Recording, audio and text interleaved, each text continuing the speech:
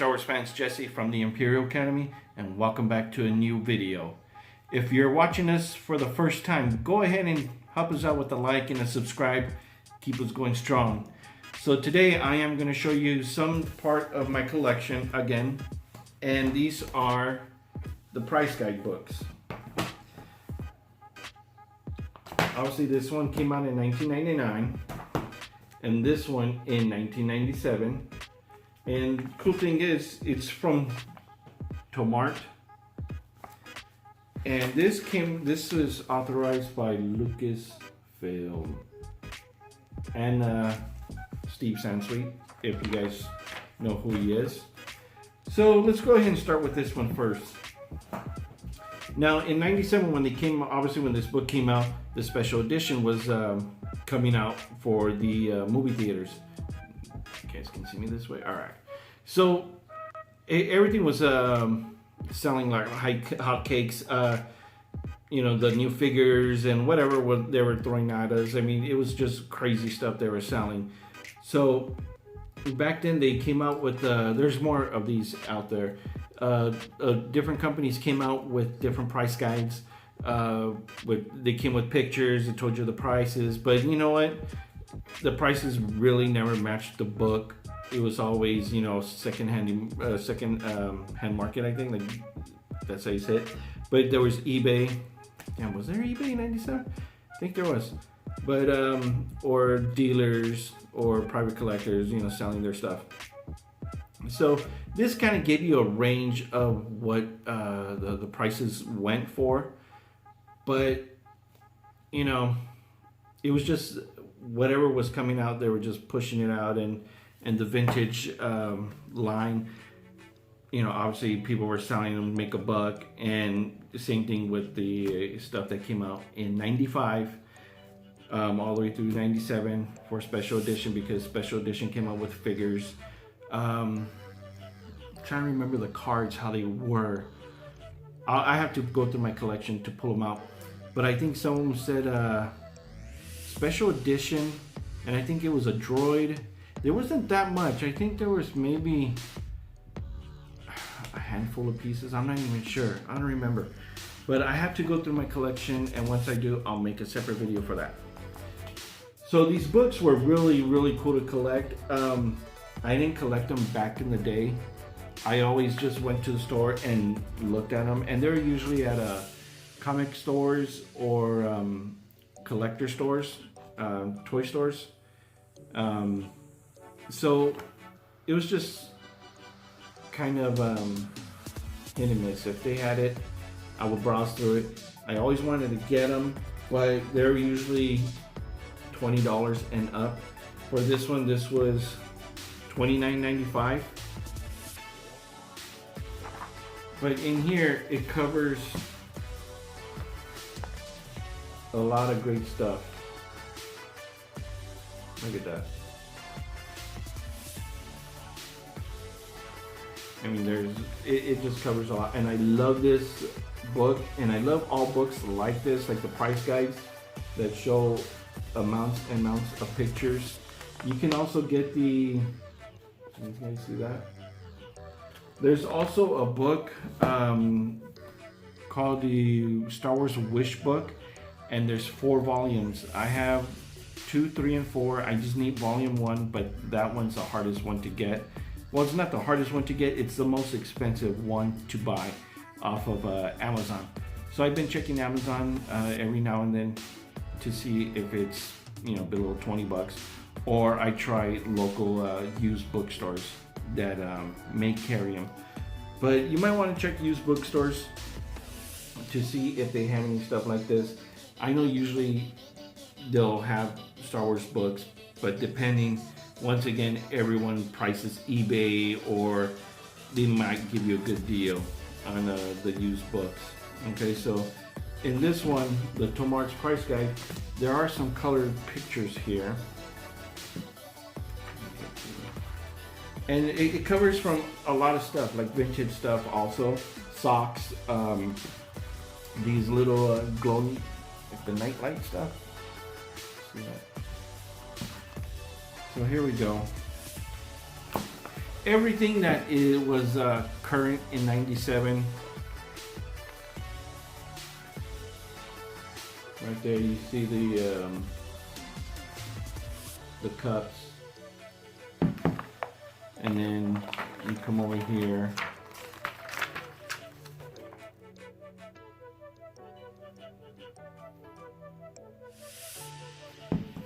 So it was just really cool. And if you're a young one looking at this video, back in the day, the hype for Star Wars, I mean, in the 80s, the hype was insane. And then when the Star Wars toys came out in '95, Power of the Force, that even went crazy.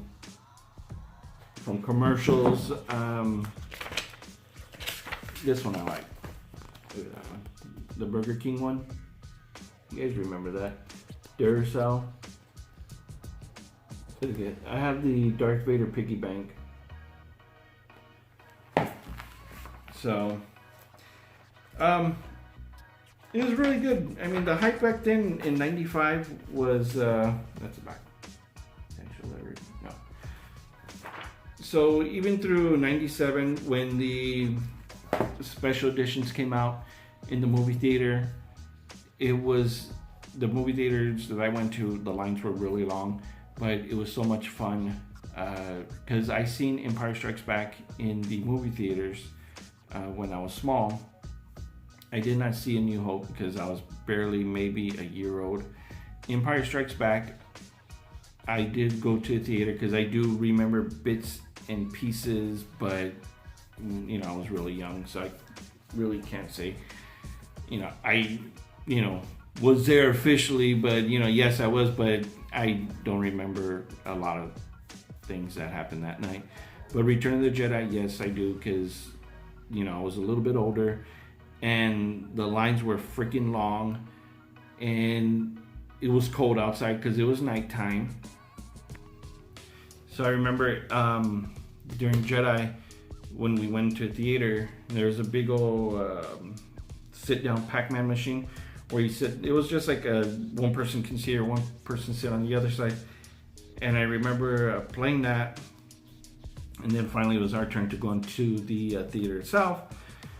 And then just I was blown away with the movie, and I would always read the Return of the Jedi storybook where Luke Skywalker's on the cover of on the sail barge. I would read that every day, every time I woke up, went to bed. Before school, that book was always in my hand. So back to, you know, jump to '97, when we knew that they were doing the special edition. Granted, now there's a lot of stuff in the special edition where it's like, come on, really? God, that was horrible. Why did you put this scene? Why did Han Solo step on Jabba the Hutt, which was a very stupid scene, because you grew up thinking Jabba the Hutt is just this mean gangster guy that doesn't give a damn about anything, and he'll throw you into a Rancor or he'll have you killed. But in the special edition, when Han Solo walks onto Jabba the Hutt, it's like, what? Did you just make Jabba, you know, a non-threatening character that is gonna let Solo do whatever he wants to him? So there were some pros and there were some cons for the special edition, but nonetheless, it was a great time, a great moment in my life and maybe your life or your parents' life, where it was just so much fun, you know, collecting toys that we loved as a kid, and then we're able to have them again. I didn't have any Star Wars toys when I was small because it was just He-Man. I was obsessed with He-Man, Robotech, and that's it. He-Man, Robotech. I think that's about it. And I think I might have had a few Star Wars toys, but the problem was at the stores that were by my house, they hardly carried any Star Wars stuff. They carried just like the 80s toys, G.I. Joe, Transformers, Mask. He-Man, and a few other stuff. But anyway, so those were like the toys that were getting more and more popular, and we're hitting the shelves more. So that's another story. We'll go ahead and go down to memory lane again some other day. But let's go ahead and go to the second book. This was the Star Wars 1999 collectible edition. So this is all the things that came up until 99. This was $26.95. I don't know if you guys can see it, but yeah, seriously, go and check out your used bookstores. Go online, give them a call, tell them, hey, do you have anything used in Star Wars? And maybe you might get lucky. Or go to Goodwill. And sometimes in Southern California, there's, obviously the Goodwill, and then there's a Goodwill bookstore where they sell books and movies, DVDs, and all that stuff. So this is exactly, almost kind of like the one that I just showed you. Pretty much all of them are kind of the same, but it's just prices, may vary. So the feature, I just read this right now. It features items from 1976 to 1998. So yeah, you're gonna have some episode 1 figures in here too. Anything, from 97 also, which is cool, because a lot of people back in 97 were selling stuff that was insane. I mean, crazy prices. You see that Han Solo Stormtrooper? Well, in order to get that was a mail away. So what you had to do is send proof of purchases. I'm not sure how many proof of purchases. I think it was 3, and they're from the cereal. 3 proof of purchases, and I think $2 to I forgot who you had to send it to.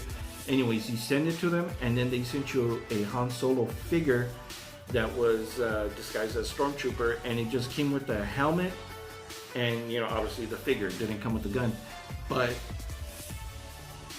see, after a while, I think it wasn't in 95, maybe in 96 or maybe 97, they came out with the Luke Skywalker in Stormtrooper disguise also.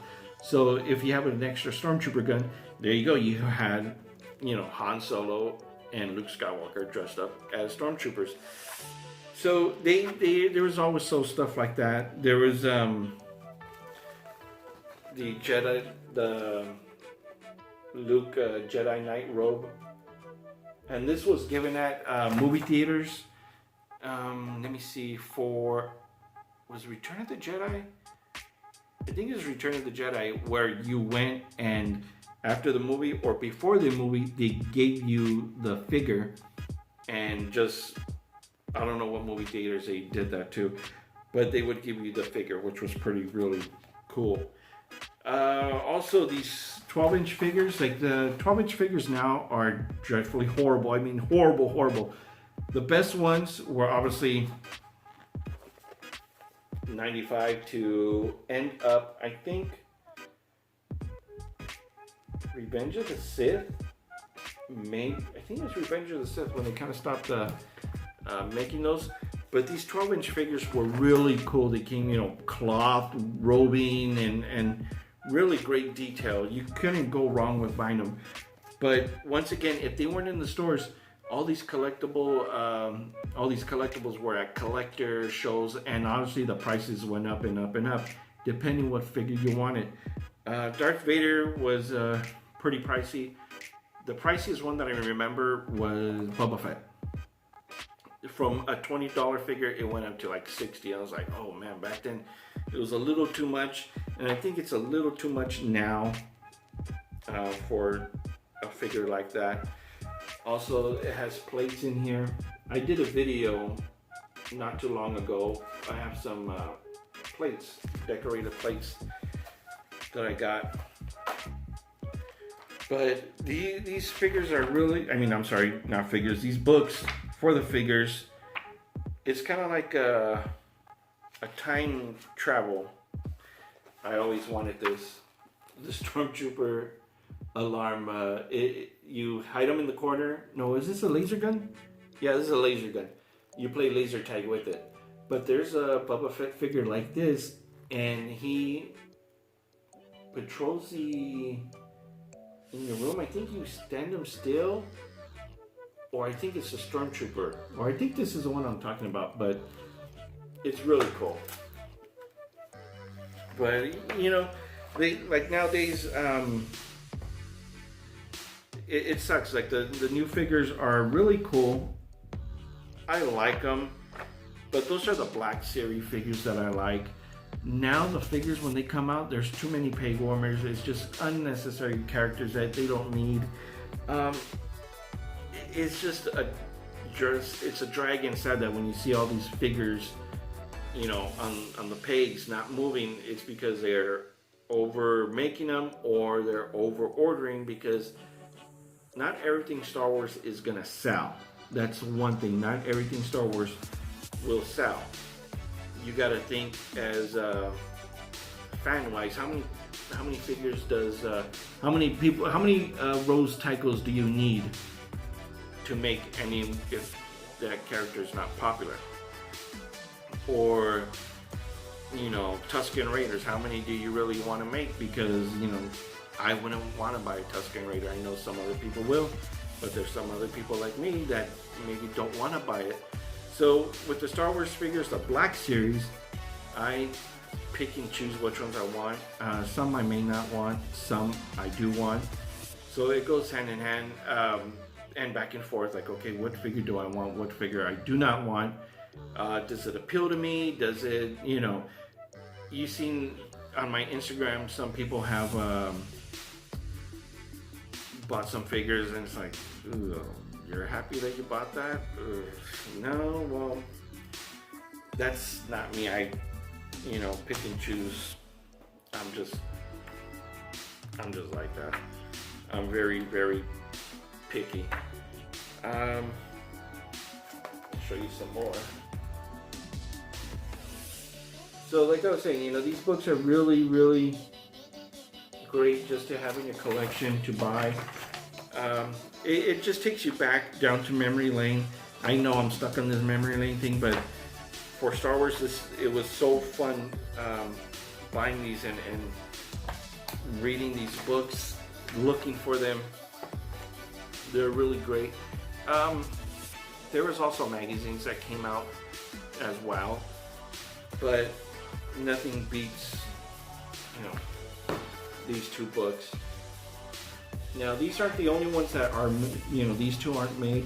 There are a few more that came out. Quite a few more. I do have, let me see, there's a pocket-sized one. And I have one more book, but I know there are several more collectible books. No, actually, I have two more books that I can show you. But for right now, I'll show you these two books. These are great. Once again, guys, thank you for watching. Please like, comment, subscribe. I will go ahead and put my Instagram name down below. And may the force be with you all.